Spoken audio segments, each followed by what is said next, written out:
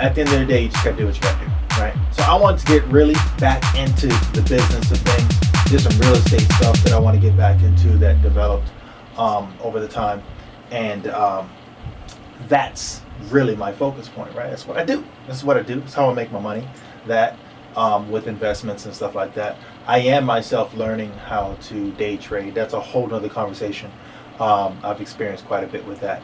Pretty successful, sticking to my technical analysis and really, sharpening those tools. I have a pretty good system that I'm making sure I understand and get the discipline with, so that I can be a successful trader. You never know. It's a good tool to have. I'll say that much, right? So you don't want to just stick with one thing, and then like this whole pandemic, people were out of work and then they didn't know what to do, right? So it was like, how am I going to make money? It's funny because, I got these cameras right here, bam and bam, and I'm looking at the wrong one sometimes. I'm looking at the screen. I should be looking down at the camera. All right, so hey, real quick, what happened with me for 2021 with business? Because I was gone for a while trying to get things right, and the reason was, the economic climate of the pandemic just really went south.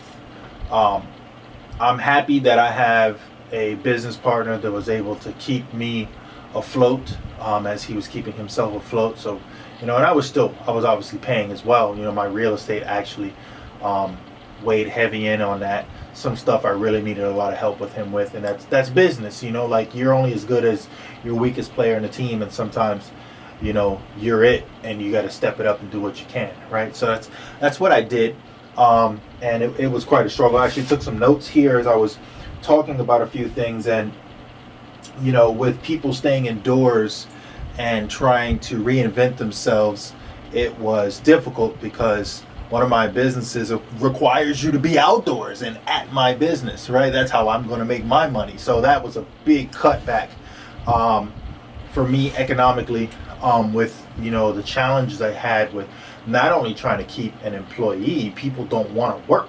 I'm like, what's going on? Go to work. All this free money. Nobody wants to go and do anything anymore. They're like, well, I could budget and not do anything and have no liability to go to work or answer to a boss or anything like that, right? So if they avoid that and still get a paycheck, that's like a win-win, I guess, in some people's minds. Well, apparently a lot of people's minds, because I'm seeing it everywhere I go, even to this day, right? We're in August, and dude, I've never seen so many now hiring signs, hiring all positions, hiring bonuses. It's ridiculous right now. Businesses are begging people to go to work, and that's going to come to an end.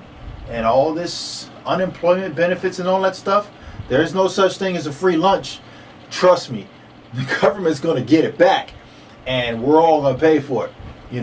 It's that sink or swim kind of thing, and it's going to happen. I don't know what everybody's thinking. They're like, oh, I'm just going to take advantage of the situation and get these little stimulus checks and so forth for those who qualify and those who didn't. Everyone's getting a little help here and there. I'm the guy that's like, get the help and use it for what it, is meant for, but still get out there and contribute, right? If you're not contributing, then what are you doing, right? You're just kind of leeching off everybody else. Everybody else is out there hard working, trying to get it in. And I'm watching all these businesses, like, doors closed, and it sucks, right? Meanwhile, residential housing is off the chain because people are flocking from one place to another, trying to get out of their previous situation and trying to get into a better situation, or what they think is going to be a better situation, and they don't know, and it sucks because no one knows, right? I know one thing that's evident is what's happening in California right now. That's a sad story. It's not just there, it's just really more prevalent there. It's happening globally right now. We only know about the nonsense that's happening here in the US. Think about countries that are less fortunate than us.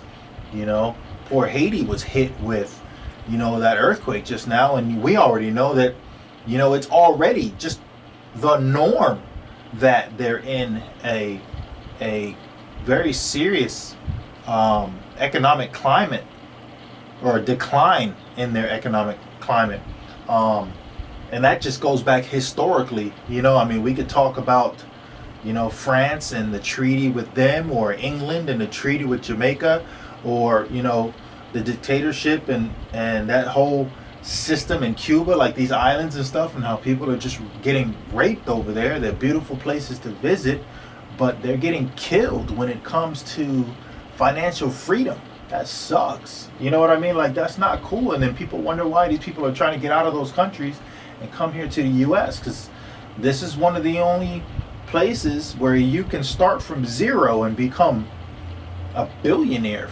You have your heart's desire, and you build the right team, and someone believes in you, right? No one gets it on their own. You can't name one person who is successful all by their lonesome. You know what I mean? Each one teach one, right? My dad says that. He said that since I was a kid. So it's important that, we give back to each other, but at the same time, we all contribute to society. So for me, between employees quitting their jobs and living on a stimulus, and what kind of notes did I write here? I made like some checkpoints. I was talking about government forces businesses to raise the minimum wage. I mean, what is that? And I'm just recapping on a lot of stuff that we all already know, but I just want to get you up to speed on what I've been experiencing directly as a business owner. I'm not a huge corporate owner. I'm lucky to still be in the game when I'm watching places like Lloyd & Taylor around the corner from me shut down.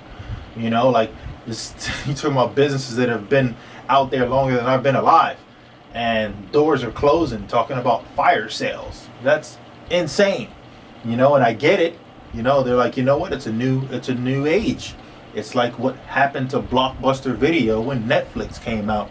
It was like game over. They should have jumped in when it was time, and they didn't. So they didn't survive, right?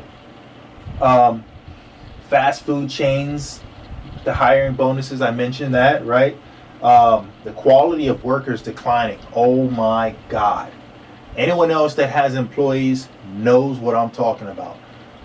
What madness. I'm seeing this in customer service in restaurants. I'm seeing this in customer service and, the current retail establishments that are there. I mean, people just, it sucks because there's very few people that are there because they want to be there, because they genuinely care, and they want to provide amazing customer service because that's who they are. Like, that's just far and wide between, right? Businesses are paying less. Let's see. So here's the thing. It's like you want to raise minimum wage, but then the cost of goods have gone up globally, right? So we can't get those goods. So that employee, you want me to pay more. That's fine. I'm going to have to get rid of some employees and make that one employee that wants to get more do 2-3 times the work. Here's a problem with that. I just mentioned it. The quality of the employees have dropped. So that person that wants to make $15, $20 an hour only wants to work when they feel like it. And they want to take a break every 5 minutes or whatever it is, or just give you half-ass work. And then that reflects on your business. And then as a result, customers diminish slightly. So what's that all about, right? Then people aren't seeing the chain of events that's happening. It sucks. I can't even tell you how many people I've hired and fired. Some people I had to let go, like, that I really didn't want to let go. You take the good with the bad. Not everyone's 100% flawless as an employee. I wasn't, most people weren't, but you try to put your best foot forward if, you mean well, and some people I wanted to give them their jobs back, but, it just didn't work out that way because monetarily the money wasn't coming. It just wasn't going to work, and people are scared to go out into the public. People are, it's funny, getting sick and blaming it on other reasons instead of really looking at the obvious, right? So as a result, one of my locations of my businesses I had to let go. And it is what it is. You can't marry a business. You got to be willing to let it go. And there was a lot of bleeding that I was trying to cover up with my real estate, patching it on that business. and just so I could try to get that business back up. And man, that was just driving me in the ground. That was the worst. I just tons of stress.